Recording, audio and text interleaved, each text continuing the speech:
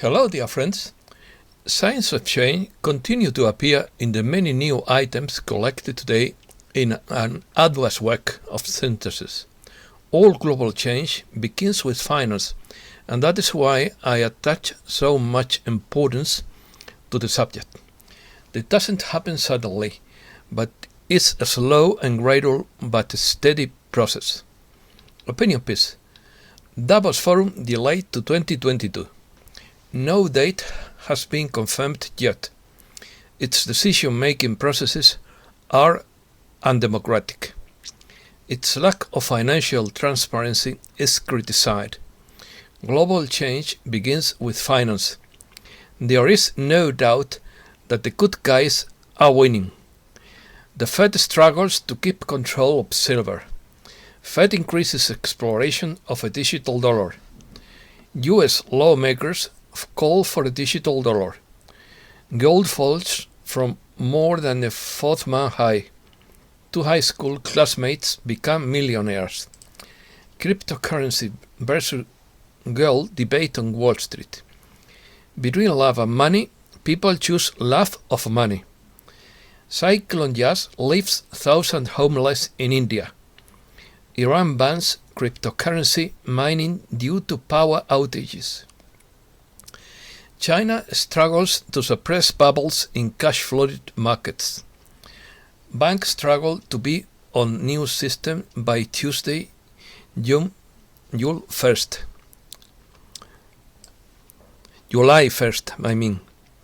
It's a mistake written.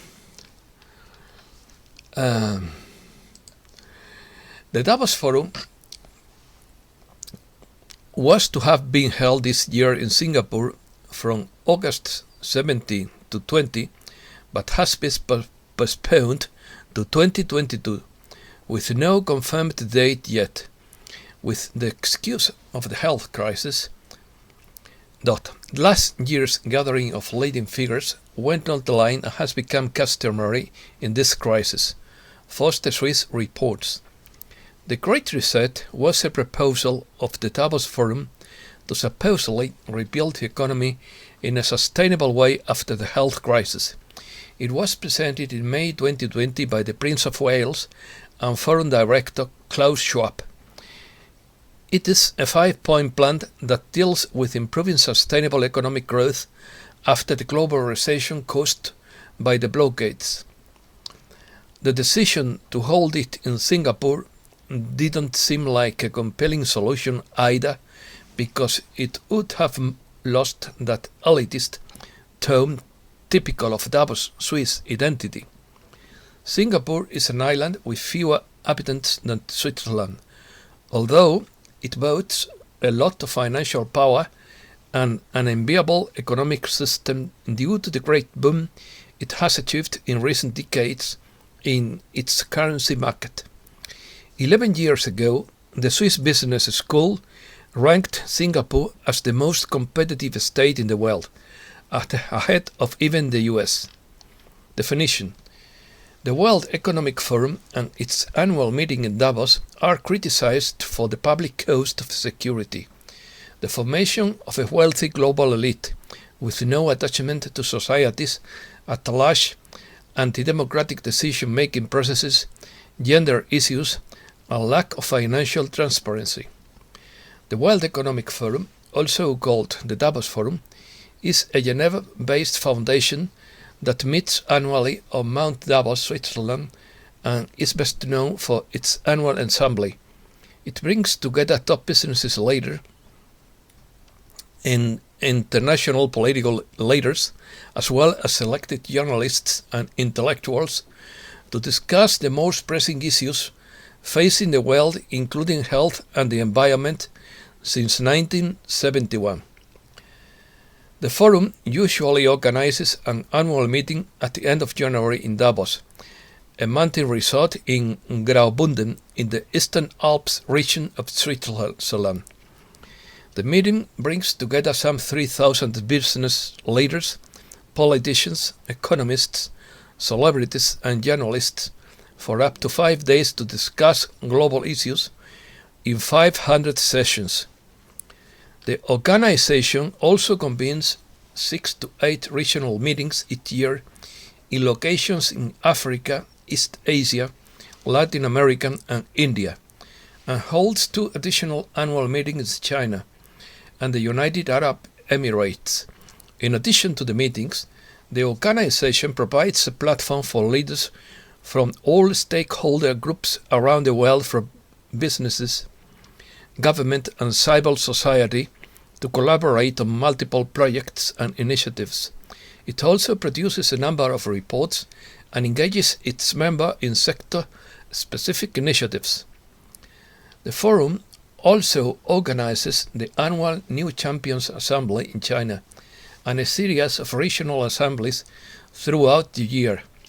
In 2008, these regional assemblies included meetings in Europe, Central and East Asia, a CEO roundtable in Russia, Africa, the Middle East, as well as the World Economic Forum in Iberoamerica. During 2008, the inaugural Global Agenda Summit was launched in Dubai, with the presence of 700 world experts for each sector, who addressed 68 changes identified by the Forum. The World Economic Forum was founded in 1971 by Klaus Schwab, a professor of economics in Switzerland. In addition to assemblies, the Forum generates a series of research reports and engages its members in sector-specific initiatives. Good wins. Although resistance continues, there is no doubt that the good guys are winning. This can be confirmed by a sudden disappearance of the health crisis. In Germany, too, much of the country eased further restrictions for Friday, as the number also fell. This came despite efforts by the market lady to maintain restrictions. Similar drops are also being reported in other countries. Secret sources say that a subway base in Switzerland was attacked and taken out of service. This attack prompted an emergency meeting to be held at the Vatican. The meeting was called by the Rockefeller Foundation. The response affected the World Bank, the IMF, the African Union, Argentina, France, Germany, Italy, and Spain. In addition, the attack forced the World Economic Forum to cancel a special annual meeting it had planned for Singapore in August. The silver in the kitty. The Fed struggles to maintain control, and silver is about to go vertical.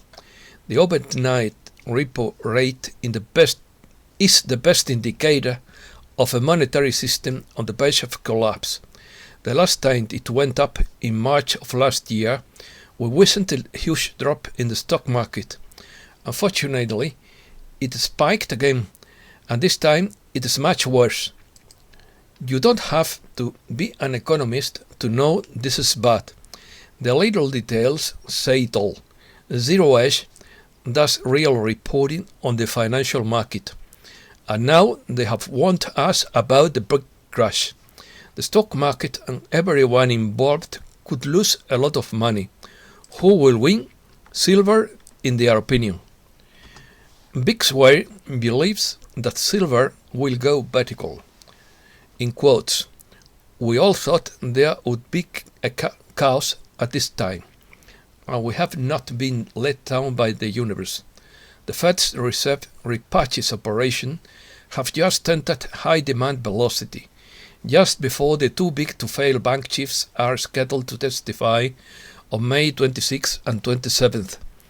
Silver looks poised to test $30 again, and cryptocurrencies have survived another treasury and banking attack. There is a lot going on. Endgame. We are in a window of opportunity. All sources say we are in the window for this at the end of this month. In quotes, endgame approaching, incoming pain. Nothing can stop what's coming. Nothing. Signed by General Flynn. Wednesday, May 26th. The general has been speaking to Christian groups about the need to have faith. What you need to understand is that while it is good to turn the other cheek, if they then turn the other cheek, you have run out of cheeks to turn, and it is time to act. It all starts with finances. Many sources were under strict gag orders because of a non-disclosure agreement.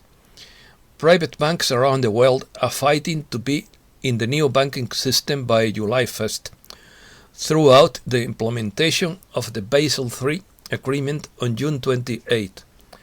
After the events around the world, we would see the internet and the media brought down to bring online the Odin project, a media broadcast throughout the new Starlink satellite system. Romana Didulo, of the Sovereign Republic of Canada, has this to say, in quotes, "I can confirm that the special forces from the US, Canada, Britain, Russia, Australia, Japan and the Philippines and South Korea want to free the Chinese people from the oppression and tyranny of the CCP. Tesla heating technology for cures was patented in 1934, but only for 1% of the population." Close quotes. All nations will be exposed after one of the biggest events so far in the 21st century occurs. Always remember that this is a 22-nation worldwide COVID operation. The next steps of the plan will be the most difficult times. This event was planned. It was meant to be. On May 28th, we will begin to see things go downhill. What is happening right now is a last desperate attempt by those who know they have lost their power to continue to cast spells to try to make us believe what is not true. They are being manipulated to repeat spells that have worked for them, that they have come to believe are true. It's more important now than ever that each person here go within and find their own direct divine connection to our Creator, and from that place know what is truth and what is not. Economy. Stocks climb some more. Wall Street's major indexes rose Thursday, helped by gains in industrial and financial stocks, after data showing fewer weekly jobless claims than expected bolstered hopes for a quick recovery. Gold falls from more than fourth-month high. Gold fell Thursday morning in Asia from the key $1,900 level after hitting a 4.5-month high in the previous session, as the dollar and treasury yields stabilized, while investors await economic data. Bond volatility fades. Interest rate volatility has eased as the world's largest central bank seek to quell speculation that inflation will translate into a slowdown in their bond buying programs. Cryptocurrency versus gold debate rages on Wall Street. Gold is back with a vengeance this month, just as the crypto rally crumbles, refueling Wall Street's debate over the link between the two edge assets. Digital news. Lawmakers can call for digital dollar. A pair of congressmen have introduced a bill that would require the Treasury Department to evaluate the digital yuan, the digital dollar, and the dollar's actual role in the global economy. Fed steps up exploration of a digital dollar. Federal Reserve officials have recently increased the tone, pace around their exploration of a digital version of the dollar, a high-risk undertaking for the central bank that backs the world's reserve currency. The digital economy is growing. Few industries have experienced such stratospheric growth and widespread adoption as digital technology. The digital economy is real and continues to grow, both in its depth and breadth of use cases. Crypto coins or cryptocurrencies lose value. The cryptocurrency market bounced and then lost steam on Wednesday, perhaps driven by the behavior of new market participants joining this current bull cycle. Bankers expressed caution on cryptocurrency. CEOs of several major banks expressed caution about cryptocurrency trading in testimony released ahead of a hearing before a Senate committee on Wednesday. Financial regulators are scrambling to respond to the explosive growth and skyrocketing volatility of a crypto market that currently lacks a national overseer. Crypto firms lure bankers. Huge gains in the value of digital assets are helping crypto firms poach previously out-of-reach executives from some of the largest financial firms. Cryptos are not a risk to financial stability. Former Bank of England Governor Mark Carney said cryptocurrencies carry little risk from a financial stability standpoint, citing limited exposure for large banks, but he warned of the need for further action in digital tokens move further to the center. Two high schoolers become millionaires. Kyle Davis and Suthu started 3 Arrows Capital on their apartment kitchen table in 2012.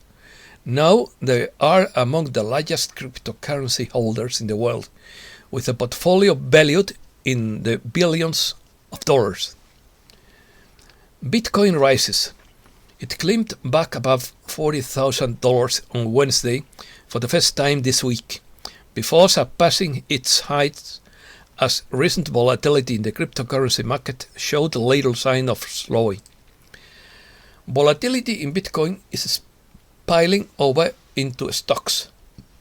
Explosive moves in Bitcoin are stoking volatility in stock futures on out-of-control trading days, according to Singapore's DBS Group Holdings Limited. Politics. Runaway inflation. The administration is now trying to explain why people are seeing inflation. Raise the price of gasoline, corn, wheat, lumber, etc. The answer will see potholes. New York bailout.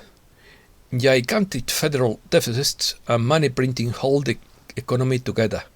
New York was bailed out for about $29 billion for the state, local governments, and New York City. In fact, all the blue states were bailed out. The stimulus may have saved New York and countless state and local governments. Biden plans retroactive capital gains tax increase.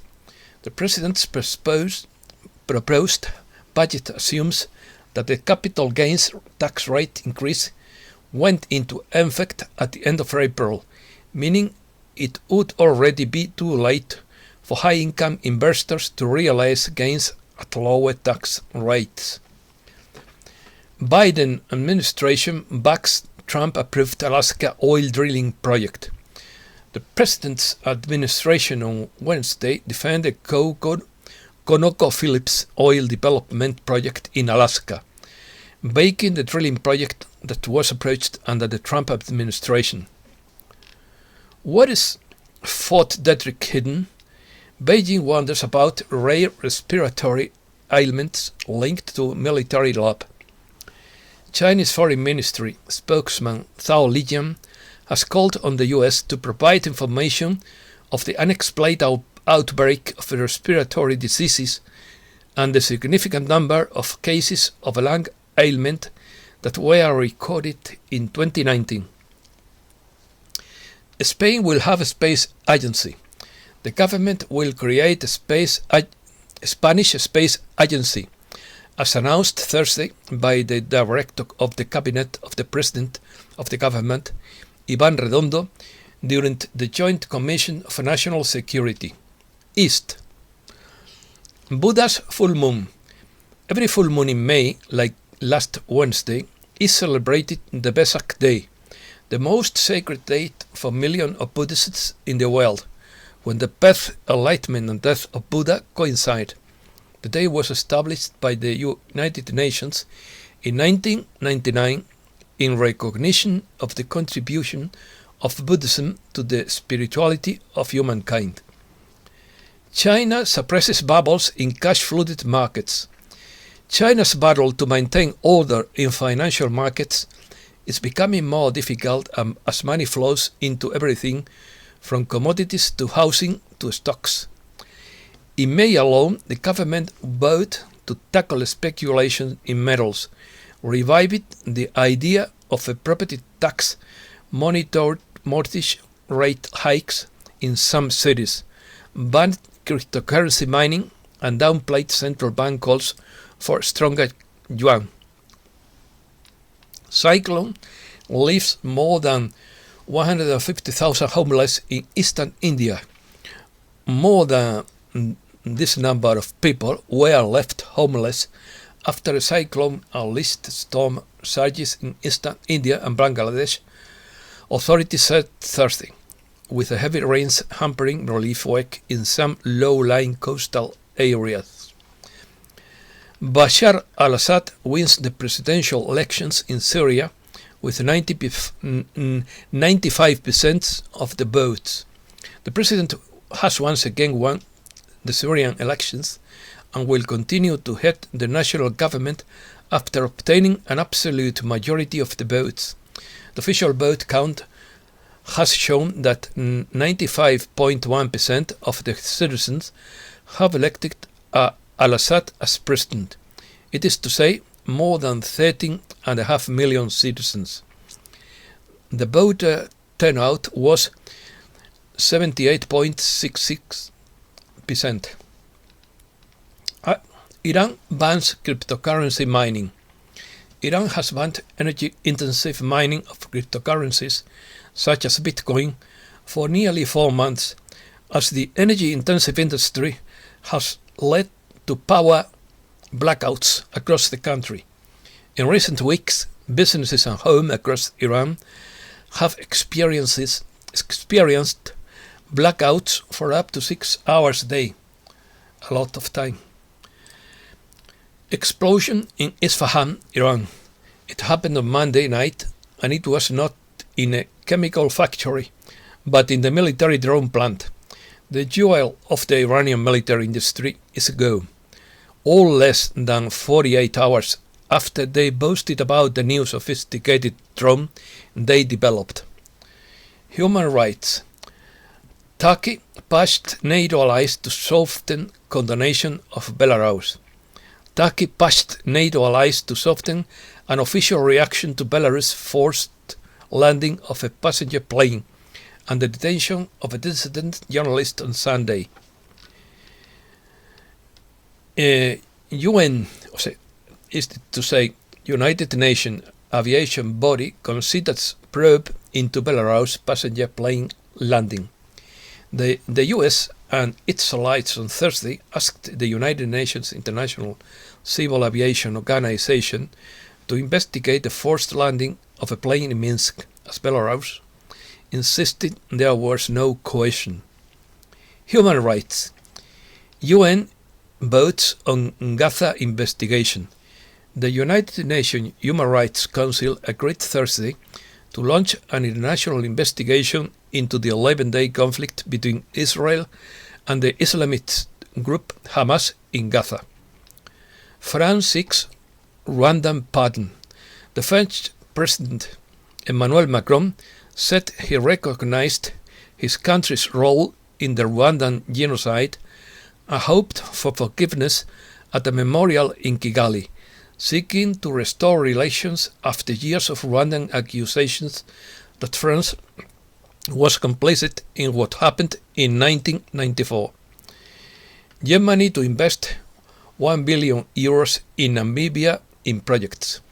Germany agreed to fund projects in Namibia worth more than €1 billion over 30 years to compensate for its role in the seizure of property in its then colony more than a century ago.